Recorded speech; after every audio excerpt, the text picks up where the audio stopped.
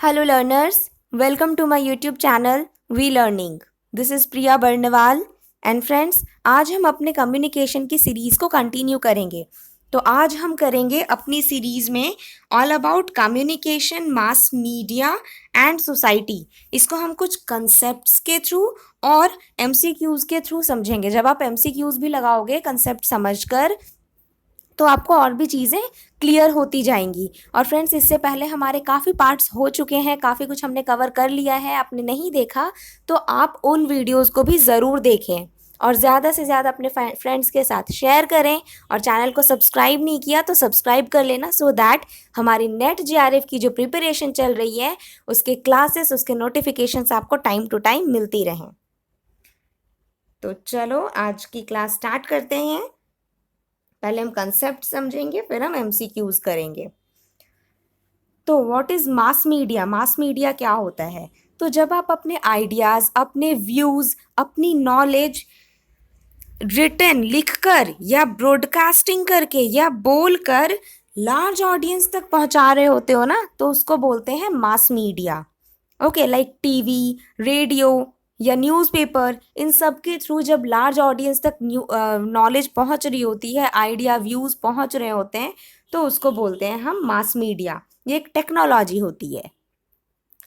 Now, the mass media are often the vehicle through which popular culture or trend is delivered to people. Mass media एक vehicle है जिसके through, vehicle means एक, आप बोल सकते हो मीन्स है, माध्यम है, जिसके थ्रू पॉपुलर कल्चर या पॉपुलर ट्रेंड लोगों तक पहुंच रहा होता है। लाइक आप देखो, हमारे जो रॉक स्टार्स हैं, हमारे सेलिब्रिटीज़ हैं, वो जिस टाइप का उनका पहनावा होता है, उनको वो जिस तरह से रहते हैं, वो जिस तरह की चीज़ें अडॉप्ट करते हैं, हम भी कोशिश करते हैं उनको देख कर कि हम भी वैसा ही करें। ओके, तो जो अभी पॉपुलर ट्रेंड चल रहा है, जो कल्चर चल रहा है, वो फिर लोगों तक पहुंचता है किसके थ्रू? मास मीडिया के through. Now, the mass media is one of the dominant agent of socialization we encounter. तो मास मीडिया के थ्रू काफ़ी सोशलाइजेशन भी हो रहा है। लोग एक दूसरे से जुड़ रहे हैं, एक दूसरे से बातें कर रहे हैं। आज जो हम घर बैठे अपने दूर दूर तक के बैठे फैमिली मेम्बर्स से, फ्रेंड्स से, जो फॉरेन में भी हैं हमारे फ्रेंड्स या फैमिली मेम्बर्स, उनसे भी कांटेक्ट कर रहे हैं, वो सब किसके थ्रू होता है? वो आपका मास मीडिया के थ्रू होता है। Okay, now characteristics of mass media.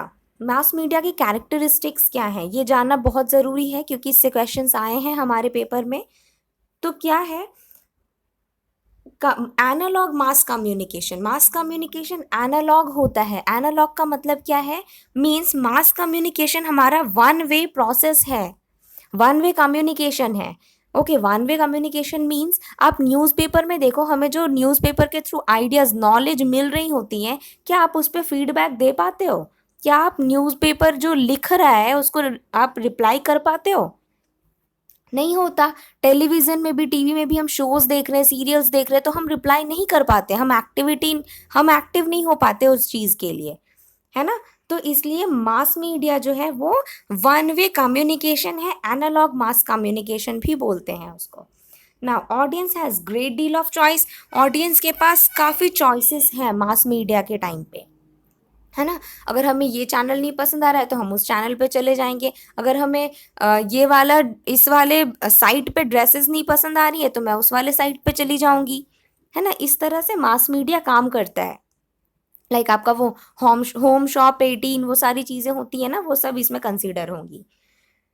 Now it reach large audience. Large audience, ज़्यादा ऑडियंस तक पहुंचता है कौन? Mass communication. Okay, now influence society and in turn influenced by society. Mass media society को काफ़ी इन्फ्लुएंस करता है। ऑब्वियस सी बात है, ये आप अपने लाइफ में भी देख सकते हो। हम जब देखते हैं हमारा वो जो फेवरेट सेलिब्रिटी है वो वाले कपड़े पहन रहा है, तो हम भी कोशिश करते हैं कि हम भी वैसा ही करें, वैसे ही चले। वो वैसे रहता है, वो वैसे बोलता है, तो मैं भी वैसे ही करूँगी। ये चीज़ें आ जाती हैं। तो सोसाइटी को बहुत ज़्यादा मास मीडिया अभी के टाइम पे इन्फ्लुएंस कर रहा है, and in turn influenced by society. और तो और हमें तो इन्फ्लुएंस कर रहा है, और मास कम्युनिकेशन भी मास मीडिया भी इन्फ्लुएंस हो रहा होता है सोसाइटी के थ्रू। क्यों? क्योंकि उसको रियलिटी दिखाना है जो सोसाइटी में चल रहा होता है, मास मीडिया में भी उसी को शो करने की कोशिश कर रहे होते हैं। तो वो भी काफ़ी इन्फ्लुएंस हो रहा होता है सोसाइटी से। कौन? Mass media. Now, delayed feedback. Mass media में फीडबैक बहुत लेट से मिलता है या तो नहीं ही मिलता है। ओके, या तो बिल्कुल नहीं मिलेगा फीडबैक, या मिलेगा तो बहुत कम। लाइक अब बहुत कम कैसे हम फीडबैक देते हैं? तो लाइक हमें जो सेलिब्रिटी पसंद आ रहा हो अगर कोई, तो हम उसके लिए कुछ ईमेल लिख दिया हमने, या फिर ट्विटर पे ट्वीट किया हमने कुछ इस तरह से, तो डिले होता है, बट हाँ तो कभी कभी हम फीडबैक भी देते हैं। Now, this is very important term, presence of gate keeper. Mass media gate keeper का काम भी करता है। अब गेट कीपर कौन है? वो पहरेदार। ओके, तो मास मीडिया पहरेदार का काम कैसे करता है? तो देखो, लाइक अभी आप न्यूज़ चैनल को ही ले लो अगर, तो न्यूज़ चैनल में अगर सारी चीज़ें ओपनली दिखा दी जाएं जो कुछ चल रहा है, लाइक अभी कोरोना का पैंडेमिक चल रहा है आपका, तो अगर सारी चीज़ें ओपनली दिखा दी जाए, आप सोचो कितना भगदड़ मच जाएगा, कितनी सारी प्रॉब्लम्स हो जाएंगी, लोग सुनकर घबरा जाएंगे।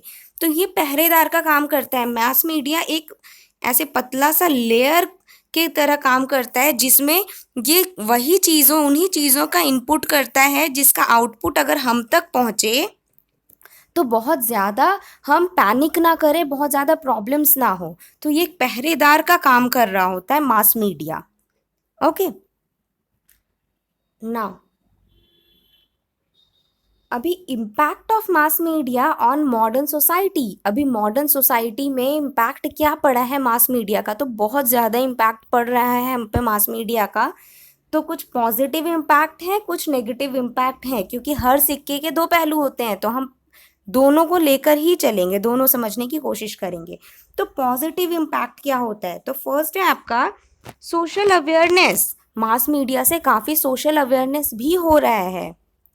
कैसे हो रहा है? लाइक आप देखो, अगर टीवी पे देखो आप, वो न्यूज़ आता है आपका शौचालय वाला, घर घर शौचालय वाला, ठीक है? तो उससे काफ़ी अवेयरनेस फैल रहा है। लोग भी अपने घर पे क्लीनलीनेस ला रहे हैं, प्रॉपर तरीके से रह रहे हैं, ये सारी चीज़ें बना रहे हैं, वॉशरूम बन रहा है सारे जगहों पर। प्लस आप देखो अभी कोरोना में कोरोना के लिए अवेयरनेस प्रोवाइड कर रहे होते हैं सारे सेलिब्रिटीज़, वो आकर के बोल रहे हैं, अपील कर रहे होते हैं कि नहीं ऐसे रहो, ऐसे करो, क्लीनलीनेस रखो, मास्क पहनो, ये सारी चीज़ें। ओके, तो ये पॉजिटिव इम्पैक्ट है आपका सोशल अवेयरनेस का। अच्छा, एक और एग्जाम्पल बहुत अच्छा आ रहा है अभी, वो आपने देखा होगा टीवी पे आता था हमारा, अभी नहीं आता, पहले आता था सत्यमेव जयते, आमिर खान का शो। तो सत्यमेव जयते के थ्रू भी सोशल अवेयरनेस काफ़ी फैल रहा था आपका। वो चाइल्ड अब्यूज़ पे वो लेकर आते थे। फिर आपका एड्स पे भी आया है 2-3 शो उनका। ओके, एड्स जो हमारा वो डिजीज़ होता है, एचआईवी एड्स, उन सब पे तो सोशल अवेयरनेस बहुत हो रहा है आपका मास मीडिया के through. Now, alert and coverage of natural disasters. जो नेचुरल डिज़ास्टर्स आने वाले हैं वो भी हमें पता चलता है सोशल मीडिया के थ्रू। आप न्यूज़ चैनल देखो तो हमें पता चलेगा कि हमारे एरिया में किसी तरह का कोई अगर डिज़ास्टर आने वाला है, लाइक आपका भूकंप या बाढ़, ये सारी चीज़ों की संभावना है, ऐसे करके वो बता रहे होते हैं ना, तो अलर्ट भी करते हैं हमें। Now, imposing corruption. करप्शन को भी इम्पोज करते, sorry, it will be exposing. Okay, expose करते हैं करप्शन को भी। जो अगर कहीं बहुत ज़्यादा करप्शन चल रहा है, तो वो पॉलिटिशियंस के बारे में वो सारा चीज़ एक्सपोज करते हैं, वो बताते हैं, घुसखोरी वगैरह, ठीक है? तो वो सारी चीज़ें वो मास मीडिया पे बताया जाता है, उसके थ्रू हमें पता चलता है। और एजुकेशन, हाँ, मास मीडिया से हमें काफ़ी एजुकेशन मिल रही है बहुत तरह से। वो आपका मैंने अभी शुभ शौचालय वाला जो बताया, वो भी एक एजुकेशन का ही पार्ट है। हमारा माइंड खुल रहा है, अब हमें पता चल रही है कि हमें इन सब चीज़ों की नीड है। और आपका अभी वो स्वयं प्रभा, इन सब चैनल, ये डीटीएच चैनल्स जो हैं, इन सब के थ्रू भी हमें एजुकेशन प्रोवाइड किया जा रहा है, फ्री एजुकेशन बैठकर हमें मिल रहा है। ओके, तो ये सारी चीज़ें होती हैं आपकी good impact of mass media on modern society. Okay, now will do negative impact. Negative impact क्या पड़ रहा मॉडर्न सोसाइटी का? तो फॉल्स एडवर्टीजमेंट, काफ़ी फॉल्स एडवर्टीजमेंट होती हैं। वो ये वाली क्रीम लगाओ तो आप 1 मंथ में गोरे हो जाओगे बिल्कुल। ओके, इस टाइप का एडवर्टीजमेंट तो बहुत नेगेटिव इम्पैक्ट भी पड़ रहा है। तो और अब आपका अनएथिकल प्रैक्टिसेस, लोग बहुत सारी अनएथिकल प्रैक्टिसेस भी करने लगे हैं। लाइक आप देखो, अगर हम जब कोई सीरियल देखते हैं, बच्चे कोई सीरियल देख रहे होते हैं तो उससे बहुत ज़्यादा उनके माइंड पे असर होता है और वो बहुत सारी ऐसी चीज़ें करने लग जाते हैं, वो सीरियल्स देख करके सीखने लगते हैं और बहुत सारी ऐसी चीज़ें करने लगते हैं जो उनके लिए भी अच्छा नहीं है, हमारे लिए भी अच्छा नहीं है, मतलब उनके साथ जो रह रहे हैं उनके लिए भी अच्छा नहीं है। ओके, तो मतलब उनके एथिक्स के अगेंस्ट है, हमारे कल्चर के अगेंस्ट है, वैसी चीज़ें लोग करने लग जाते हैं, तो काफ़ी नेगेटिव इम्पैक्ट भी पड़ रहा है मास मीडिया का। Now, influence of powerful group जो है उसका हम पर काफ़ी इम्पैक्ट पड़ता है। लाइक हम देखते हैं, अगर हमारा वो सेलिब्रिटी, हमारा जो वो रॉक स्टार है, वो वाली चीज़, वो वाली क्रीम यूज़ कर रहा है तो हम भी वो यूज़ करेंगे, वो वाला गैजेट यूज़ कर रहा है तो हम भी वो चीज़ें यूज़ करेंगे। तो हम काफ़ी इन्फ्लुएंस हो जाते हैं पावरफुल ग्रुप से। Now, media shows you what they want you to see. अब नेगेटिव इम्पैक्ट ये भी है कि मीडिया सिर्फ वही चीज़ें दिखाता है जो वो दिखाना चाहता है।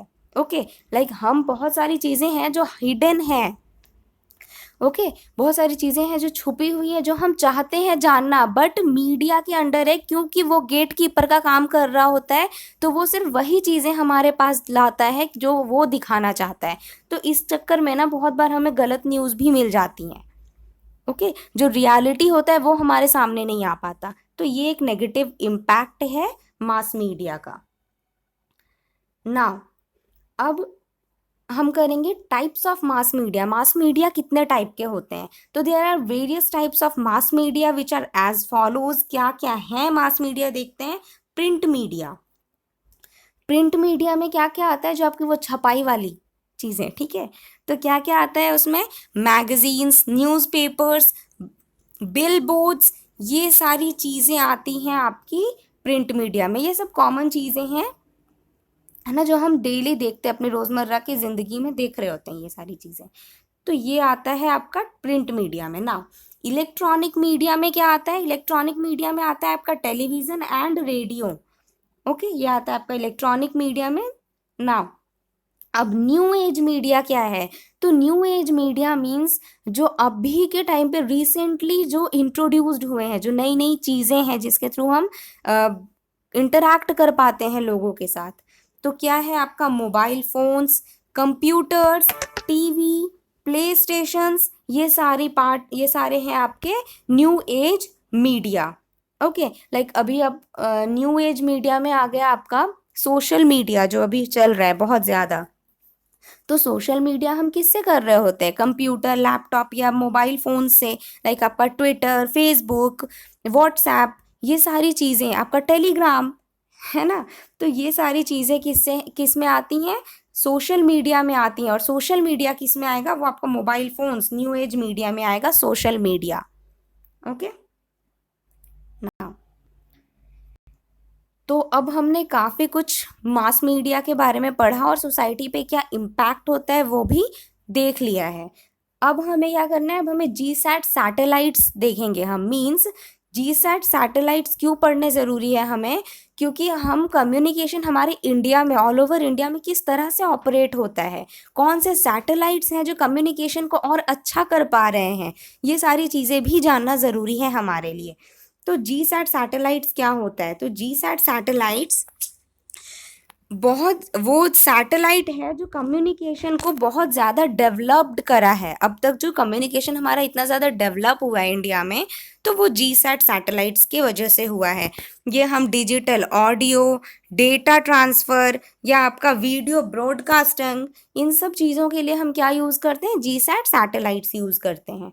Now, as of 30 March 2018, 18 GSAT satellites of ISRO have been launched. Out of 13 satellites are currently in service. Means 30 जनवरी 2018 को 18 मीन्स 18 जीसैट सैटेलाइट्स लॉन्च हुए थे। किसने लॉन्च किया? इसरो ने लॉन्च किया था। लेकिन उसमें से अभी सिर्फ 13 सैटेलाइट्स हैं जो करेंटली सर्विसेज प्रोवाइड कर रही हैं। ये आपको नोट कर लेना है कॉपी में। 30 मार्च 2018 को जीसैट सैटेलाइट्स आपका लॉन्च हुआ, इसरो ने किया। कितने जीसैट सैटेलाइट्स लॉन्च हुए? 18 हुए हैं, बट उसमें से सिर्फ 13 ही है जो अभी सर्विस में है।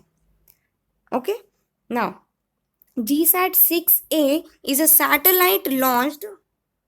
GSAT 6A is a satellite launched to support the GSAT 6 satellite which was launched in August 2015 by ISRO. ISRO ने 2015 को एक GSAT सैटेलाइट लॉन्च किया था। ओके, GSAT सैटेलाइट अगस्त 2015 को लॉन्च किया गया, बट क्योंकि वो कम्युनिकेशन सिस्टम तो वो भी प्रोवाइड कर रहा था, उस कम्युनिकेशन सिस्टम को इम्प्रूव करने के लिए ही GSAT 6 लाया गया, बट वो उतने अच्छे से काम नहीं कर पाया, तो फिर उसका न्यू वर्जन लेकर के आया गया। कौन सा? GSAT 6A। GSAT 6A लेकर के आया गया सो दैट हमारा और अच्छे से कम्युनिकेशन चल सके, हो सके। ओके, ना अभी देखो, अभी ये है आपका इसरो GSAT 7A। ये भी बहुत इंपॉर्टेंट है, अच्छे से सुनना। इसरो GSAT 7A लॉन्च किया गया था। ये सैटेलाइट क्यों लॉन्च किया गया था? डिफेंस के लिए। ओके, डिफेंस के लिए लॉन्च किया गया था, means army, military communication satellite बोला जाता है इसको। ये मिलिट्री आर्मी के लिए ये सैटेलाइट लॉन्च किया गया था। कहाँ हुआ था लॉन्च? तो ये हुआ था आपका श्रीहरिकोटा, आंध्र प्रदेश में। ओके, आंध्र प्रदेश में ये आपका लॉन्च किया गया है। Now it will act as an armor for the real time communications amongst the Indian military forces, providing a reliable layer of protection. Army protection के लिए ये लॉन्च किया गया था आपका GSAT 7A सैटेलाइट। अच्छा, अब देखो यहाँ वो मेंशन नहीं है, बट मैं बता रही हूँ आपको ये कब लॉन्च हुआ था ये सैटेलाइट। तो ये सैटेलाइट आया है आपका ईयर 2013 में। ओके, ये आपको याद रखना है, ईयर 2013 में ये आपका लॉन्च हुआ है। ना वेट क्या था इसका? तो 2250 kgs। लाइफ टाइम है इसकी 8 ईयर्स। कॉस्ट आपको बहुत ज़्यादा जानने की ज़रूरत नहीं है, बट फिर भी मैं बता रही हूँ 500 से 800 करोड़ तक पड़े थे। और निक नेम क्या था इसका? तो इसरो GSAT 7A सैटेलाइट का निक नेम था Indian angry bird. Very important, Indian angry bird ये नाम था आपका, निक नेम था इस GSAT 7A सैटेलाइट का। Now it contains 4 solar panels which are capable of generating around 3.3 kilowatts of electrical power. तो इसमें 4 सोलर पैनल्स आते हैं और ये 3.3 किलोवाट इलेक्ट्रिकल पावर कंटेन करता है। ओके, आई मीन जनरेट करता है। चलो, आई होप आपको समझ आ गया हो। अब देखो ये लिस्ट है आपका। ओके, ये आपको देखना ज़रूरी है। बस ये कुछ 10 जो ऊपर वाले 10 हैं लिस्ट में, 10 जो ऊपर में आते हैं लेटेस्ट वाले जो हैं उसके लिस्ट में प्रोवाइड कर रही हूँ कम्युनिकेशन सैटेलाइट्स की। तो आपका लेटेस्ट में आया GSAT 30। कब लॉन्च हुआ है आपका ये? तो जनवरी 17 2020 को लॉन्च हुआ है। और लॉन्च व्हीकल है आपका इसका Arena 5। ओके, बस ये आपको देखना है कि कौन कौन सा है। तो GSAT 30 है, और फिर उससे भी पहले लॉन्च हुआ था 2019 फरवरी 8 2019 को GSAT 31। GSAT 7A ये आपका कब लॉन्च हुआ? ये आपका लॉन्च हुआ है दिसंबर 19 2018 को। तो ये लिस्ट एक बार आपको गो थ्रू कर लेना है, क्योंकि ये इंपॉर्टेंट है। आपको बस नाम पता होना चाहिए कि कौन कौन सा आया है, लेटेस्ट में कौन से हैं। और स्टार्टिंग के 3 आप अच्छे से देख लो कौन से लॉन्च व्हीकल हैं उसके, और कब लॉन्च हुआ है। स्टार्टिंग के 3, ये जो लॉन्च स्टार्टिंग के 3 वाले हैं ना, 3 हैं लिस्ट में, वो आपको जानना ज़्यादा ज़रूरी है। चलो आगे बढ़ते हैं। हाँ, तो अब हम करेंगे MCQs। हो गए हमारे वो सारे पार्ट, अब हम MCQs करेंगे। तो फर्स्ट क्वेश्चन क्या है? Social media platforms have created a. Social media platform ने क्या क्रिएट किया है? सोसाइटी ऑफ रिएक्शनरी ओपिनियन, या सोसाइटी ऑफ नेगेटिविटी, या सोसाइटी ऑफ कंज्यूमेबल, या सोसाइटी ऑफ नेटवर्किंग। तो वीडियो को पॉज करो, खुद से आंसर करने की कोशिश करो। वैसे आंसर क्या होगा इसका? तो आंसर होगा डी, सोसाइटी ऑफ नेटवर्किंग। क्यों? क्योंकि मास मीडिया, सोशल मीडिया, मैंने पहले भी बताया सोशल मीडिया में क्या क्या आता है आपका, FB, व्हाट्सएप, टेलीग्राम, ट्विटर, ये सारी चीज़ें। तो वो क्या करता है? वो सोशल नेटवर्किंग को बढ़ावा दे रहा है, तभी हम आज यहाँ बैठकर दूर दूर तक सबसे बातें कर पा रहे हैं, है ना। तो सोसाइटी ऑफ नेटवर्किंग आता है इसमें। नाउ नेक्स्ट क्वेश्चन पे चलते हैं। नेक्स्ट क्वेश्चन बोलता है, in the digital era there is a fear that classroom communication में रिजल्ट इन। अभी जो डिजिटल एरा चल रहा है, ओके, तो उसमें कम्युनिकेशन, तो उसमें डर है कि कम्युनिकेशन का रिजल्ट कुछ और हो। मतलब क्या हो जाएगा, कम्युनिकेशन में क्या चेंजेस आ सकती हैं डिजिटल एरा के वजह से। तो stimulation, over stimulation, quick adaptation या पैसिव एडेप्टेशन। तो आंसर क्या होगा इसका? आंसर होगा ओवर स्टिमुलेशन। डर है कि कहीं ओवर स्टिमुलेशन ना हो जाए। स्टिमुलेशन मीन्स जब, ओवर स्टिमुलेशन मीन्स जब आप इधर उधर बहुत जगह भाग रहे होते हो नॉलेज के लिए, ओके। स्टिमुली होता है ना हमारा झुकाव किस तरफ हो रहा है। तो डिजिटल एरा होने की वजह से हम इधर उधर बहुत भाग रहे होते हैं, और इसके वजह से हमें डिप्रेशन, एंजाइटी, इस तरह की प्रॉब्लम्स भी हो जाती हैं। तो डिजिटल एरा का एक बहुत बड़ा इम्पैक्ट हुआ है क्लासरूम कम्युनिकेशन पे, ओवर स्टिमुलेशन हो जा रहा है बच्चों पे, okay. Now next question is, the term yellow journalism refers to. Yellow journalism ये एक टर्म है, इसका मतलब क्या है? इट मीन, तो फर्स्ट ऑप्शन बोलता है आपको sensational news about terrorism and violence. Sensational news provide करता है टेररिज्म और वायलेंस के लिए, या sensationalism and exaggeration to attract readers और व्यूअर्स। क्या ये कुछ ऐसी चीज़ें देता है, कुछ ऐसे फैक्ट्स प्रोवाइड करता है जो रीडर्स और व्यूअर्स को ज़्यादा से ज़्यादा अट्रैक्ट कर सके। थर्ड पॉइंट बोलता है sensational news about arts and culture. क्या ये सेंसेशनल न्यूज़ प्रोवाइड करता है आर्ट और कल्चर के बारे में। Fourth one is sensational news prints in yellow paper. क्या ये येलो पेपर पे प्रिंट को डिफाइन करता है। तो आंसर क्या होगा आपका? आंसर होगा बी। येलो जर्नलिज्म क्या करता है? वो अट्रैक्ट करता है रीडर्स एंड व्यूअर्स के को। अब येलो जर्नलिज्म में आता क्या है, लाइक देखो आप, होता है ना वो बहुत हेडलाइंस होता है, सिर्फ बहुत ज़्यादा रियल फैक्ट्स नहीं बता रहे होते हैं ये बस हेडलाइंस ऐसा डालते हैं ना कि आई कैचिंग हो, बिल्कुल हमारा नज़र उसी पे जाए, ओके। लाइक देखिए, ये देखिए इस सेलिब्रिटी ने ये किया, उसने वो किया, मतलब बिल्कुल हेडलाइन, बिल्कुल फैक्ट्स वाली चीज़ें नहीं होती हैं वो बस हमें अट्रैक्ट करने के लिए कुछ भी दिखा रहे होते हैं, ओके। तो ये आता है आपका येलो जर्नलिज्म में। येलो वैसे बोलते हैं ना, येलो गंदा टाइप का वैसा शो कर रहा होता है ये, मतलब फैक्ट्स नहीं बता रहा होता है, कुछ भी बता रहे होते हैं बस आई कैचिंग के लिए, अपनी पॉपुलैरिटी के लिए। तो वो आ गया आपका येलो जर्नलिज्म में। Now next question is, photographs are not easy to. Photographs जो फोटो होते हैं उनको, वो ईजी नहीं है। किस में ईजी नहीं है? पब्लिश करना ईजी नहीं है, या सिक्योर रखना ईजी नहीं है, या उसको डिकोड करना ईजी नहीं है, या उसको चेंज करना ईजी नहीं है। तो आंसर क्या होगा? आंसर होगा इसका आपका डिकोड। हम फोटोग्राफ्स को जल्दी डिकोड नहीं कर पाते। लाइक देखना, फोटोग्राफ्स को डिकोड करना बहुत इजी है। पब्लिश तो आप कर सकते हो, पब्लिश कर दोगे, सिक्योर भी रख सकते हो आप, और चेंजेस लाना तो अभी के टाइम पे बहुत ज़्यादा मतलब इजी हो गया एडिटिंग वगैरह करके। लेकिन डिकोड नहीं कर पाते, हम समझ नहीं पाते फोटोग्राफ्स को। जिस तरह से जो फोटोग्राफ बोलना चाह रहा है उस तरह से हमारे माइंड में घुसती नहीं है बात, हम समझ नहीं पाते, ओके। तो ये हो गया आपका answer C. Now the grains that appear on a television set when operated are also referred to as। Grains जो अपीयर हो रहे होते हैं टेलीविज़न पे, टेलीविज़न सेट पे, उसको और क्या बोलते हैं? अब आएगा कि भाई ग्रेन्स क्या है, दाना? नहीं, तो देखो क्या है ग्रेन्स। लाइक ये है आपका टीवी। मेरी ड्राइंग थोड़ी गंदी है, थोड़ा एडजस्ट कर लो। देखो ये टीवी है, अब टीवी पे ऐसे ऐसे डॉट्स नहीं आ रहे होते हैं जब हम टीवी को एकदम स्टार्टिंग में स्टार्ट कर रहे होते हैं, तो ऐसे नहीं कुछ कुछ झिकबिक झिकबिक सा आ रहा होता है जब एंटीना से कनेक्टेड होता है। तो वो जो स्टार्टिंग में आ रहा होता है ना, उनको ग्रेन्स बोलते हैं। ओके, तो टेलीविजन सेट पे जो ग्रेन्स आ रहे होते हैं उसको हम और क्या बोलते हैं? तो उसको हम स्पार्क्स बोलते हैं, ग्रीन डॉट बोलते हैं, स्नो बोलते हैं, या रेन ड्रॉप्स बोलते हैं, क्या बोलते हैं?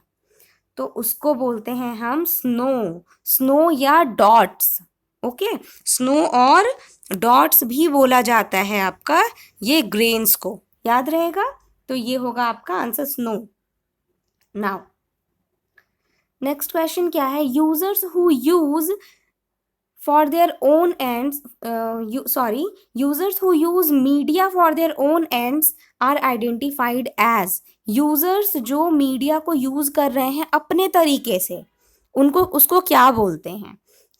Passive audience, active audience, positive audience, या नेगेटिव ऑडियंस, क्या बोलते हैं उसको? तो उसको बोलते हैं हम एक्टिव ऑडियंस। जो खुद से यूज कर रहा होता है, जो यूजर्स मीडिया को अपने अकॉर्डिंग यूज कर रहा होता है, तो उसको बोलते हैं हम एक्टिव ऑडियंस, क्योंकि वो एक्टिव है, वो एक्टिवली काम कर रहा है मीडिया पे, अपने अकॉर्डिंग देख रहा है, तो वो हो गया आपका active audience. Now next question, communication issues at the international level addressed by। Very important, communication issues international level पे कौन डील कर रहा होता है? कम्युनिकेशन के जो इश्यूज आ रहे होते हैं उसको इंटरनेशनल लेवल पे कौन डील करता है? ILO, ITO, UNDP या यूनेस्को, कौन डील कर रहा होता है? तो the answer will be UNESCO. UNESCO deal कर रहा होता है कम्युनिकेशन को। ओके, कम्युनिकेशन के जो इश्यूज आ रहे होते हैं उसको यूनेस्को डील करता है इंटरनेशनल लेवल पे। I hope this is clear now. So that's all for today's class. I hope आपको क्लास अच्छी लगी होगी, और अच्छी लगी तो लाइक करके जाना, शेयर करो अपने फ्रेंड्स के साथ ज़्यादा से ज़्यादा, सो दैट वो भी फ्री क्लासेस ले सके नेट JRF की। पेपर 1 की अभी कम्युनिकेशन सीरीज चल रही है अपनी, और भी हम करेंगे, और भी वीडियोस लाएंगे। और आपकी पेपर 2 में कॉमर्स की आपकी वो मैनेजमेंट और इकोनॉमिक्स में भी इम्पॉर्टेंट है हमारी, वो चल रही है सीरीज़ इंटरनेशनल बिजनेस की, आप वो भी देखो। और मेरे चैनल को सब्सक्राइब नहीं किया तो जल्दी से सब्सक्राइब करो, बेल बटन प्रेस करो, ऑल पे क्लिक करो, सो दैट मैं जब भी वीडियोस लेकर आऊँ आपको टाइम टू टाइम नोटिफिकेशंस मिलती रहें। और हमारा ये चैनल है वी लर्निंग करके सर्च करो, उसको ज्वाइन करो। क्यों? क्योंकि हमारा उस पर नेट JRF का पेपर 1 क्विजेज होता है डेली, एंड पेपर 2 क्विजेज भी मैं लेती हूँ कॉन्सेप्ट क्लियरेंस के लिए। Okay, so that's all for today's class. Thank you, keep on learning.